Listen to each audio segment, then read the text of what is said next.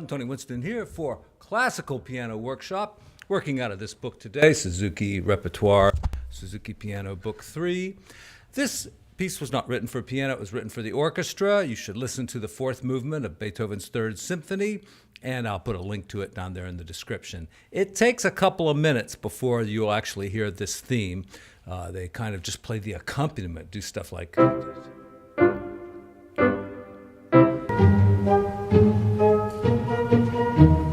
kind of just getting the audience warmed up for the piece.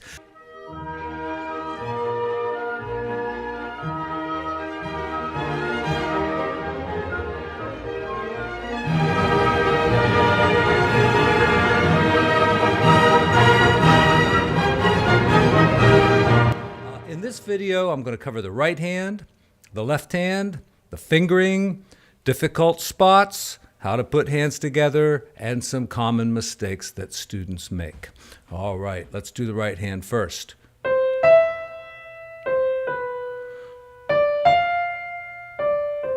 So we want to shape those phrases a little bit, make that dotted quarter note, the first one that is, a little bit louder, like that, and then soft here.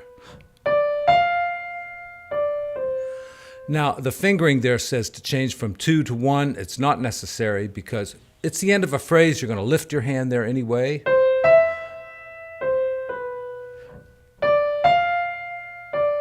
And put a little separation between those two ideas. Next part.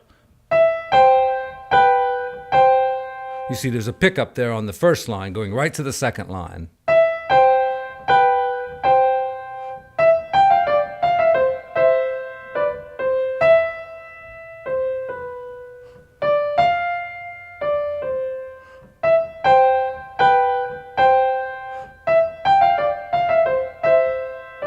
And that's the end of the first part.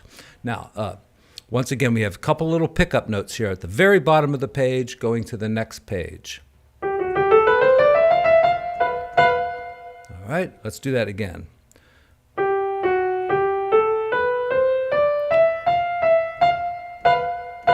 And I will go through this slower, especially with the left hand. Yeah. Now we have a grace note. Like that. Now, after you play these chords, don't come banging down like that on the grace note. Try to be soft there. Like put your hand right there and then. All right, so let me do those two pages again. I mean, two phrases.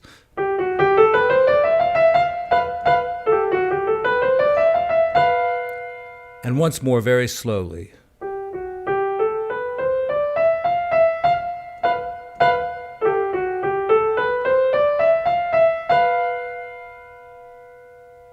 Next part.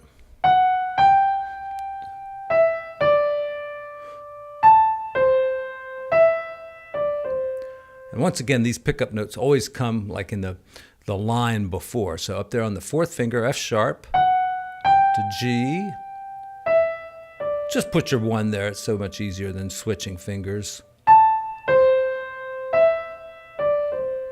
There are times when switching fingers is very helpful, but this is not one of them. Next part, exactly the same except for the ending.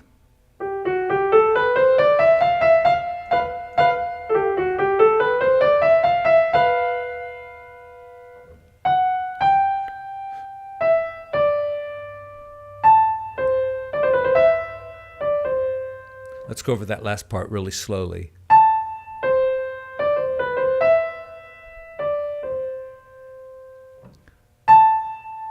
So your thumb is there.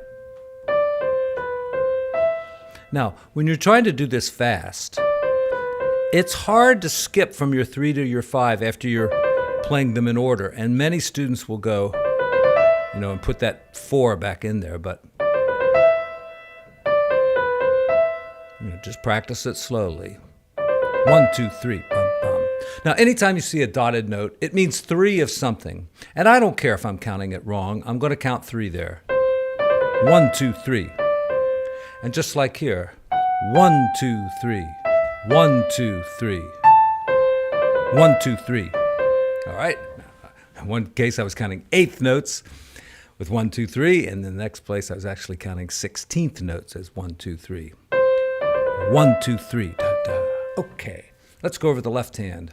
So the very first note there is just one note. You hold the C down and then play these three like that. Make them staccato, or at least make them kind of short there. Don't go like this.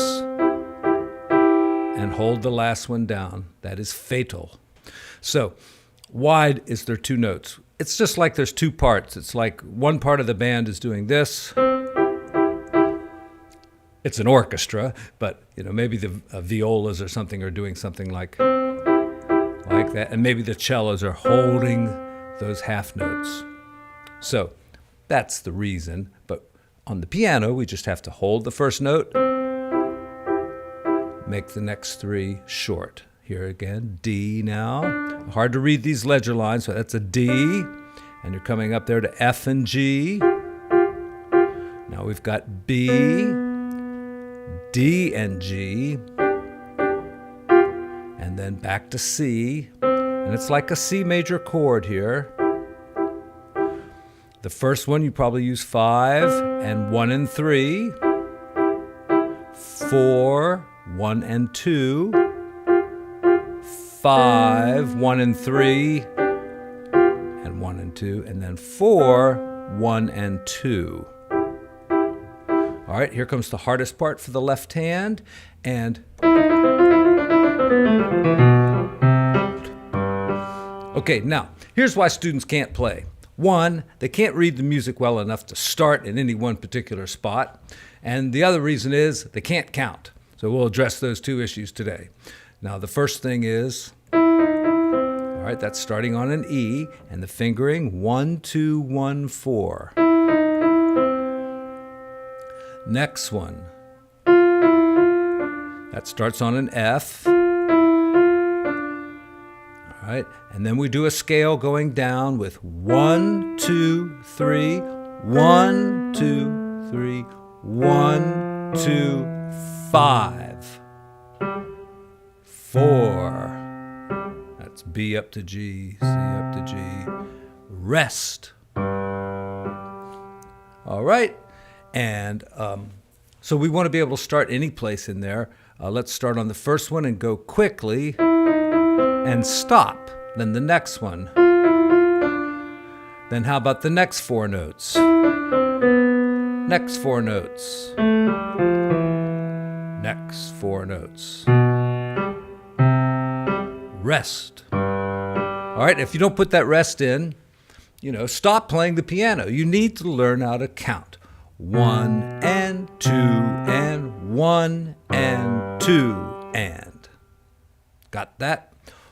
1 and 2 and 1 and 2 and. Next line, the same thing.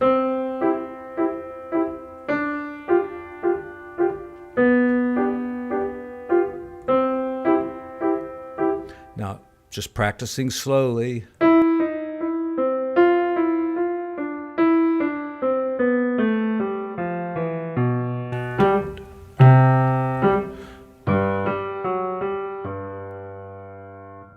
So, of course, there's a proper way to count, but lately when we're playing music, rather than the numbers going through our head, 1, 2, 3, 4, 1, E, and we just have like a tick, tick, tick, tick, tick going.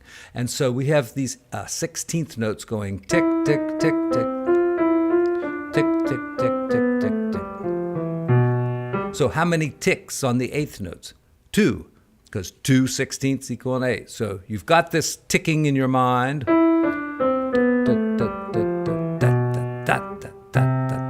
And then back to 16th notes. Okay. All right. Next page, the left hand. Pretty easy up here. All right. And then we've got one that's tied there. So, play it twice at first, but then over there at the end of the line, it's tied. All right. Now, this part will take some practice. Now, I see the fingering there is 1, 2, 4, and that's great for my hand. Some of you may like 1, 2, 3 there. Okay, then the next one is 5. And it does say to hold the G while you play this, so you can do it that way.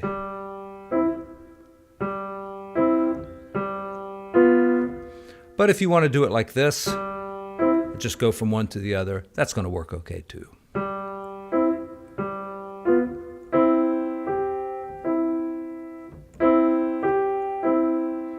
Because I mean, this one's kind of like that, so you can make this the same way.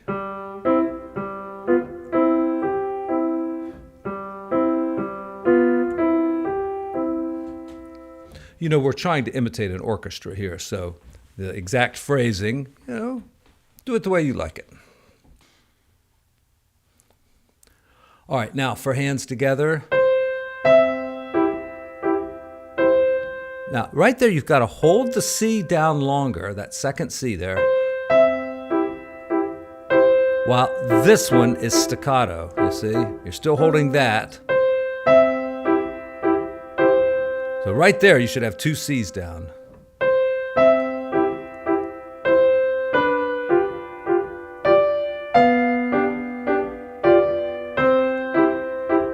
And I'll tell you, I'm even having trouble doing it today, just keeping those short. All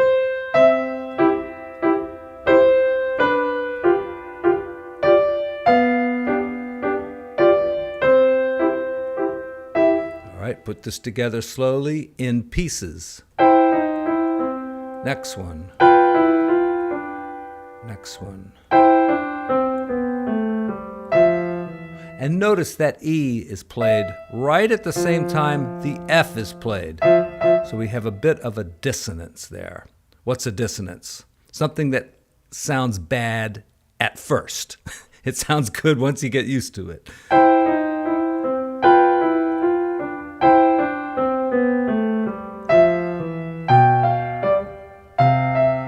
Both hands phrase the same here.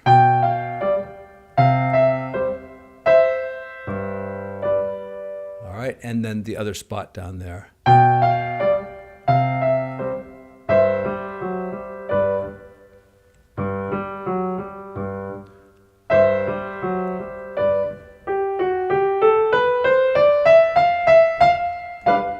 Now get that right. A lot of students leave out that little wiggle at the end. Get that little wiggle in there. All right, so. Then the chords.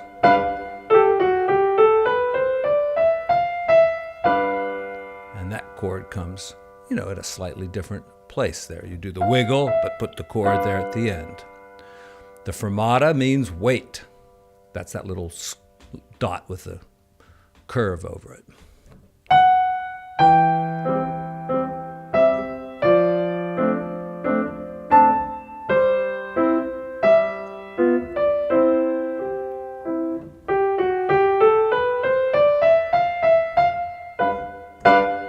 Why'd I play the second chord louder? It's on the beat. 1 and 2. Not much louder. 1 and 2.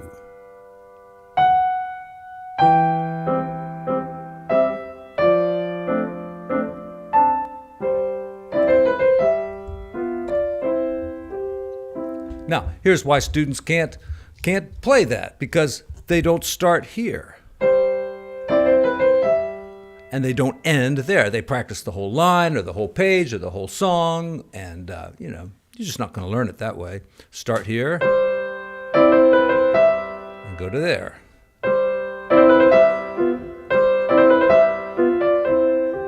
And so you can do it quickly.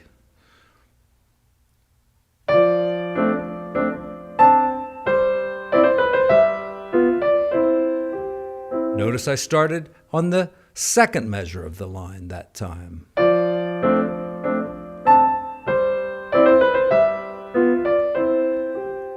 Because even if you practice this,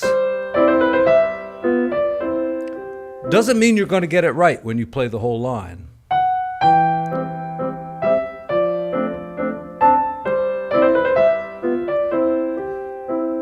So practice the spot, practice a measure before the spot, practice 2 measures before the spot, and you'll get it. Okay, it's a kind of a fun song to play. Hope everybody enjoys it. Thanks for tuning in. Hit the subscribe button, and I'll see you again on the next classical piano workshop. If you have any requests, especially if they're from the Suzuki repertoire, let me know.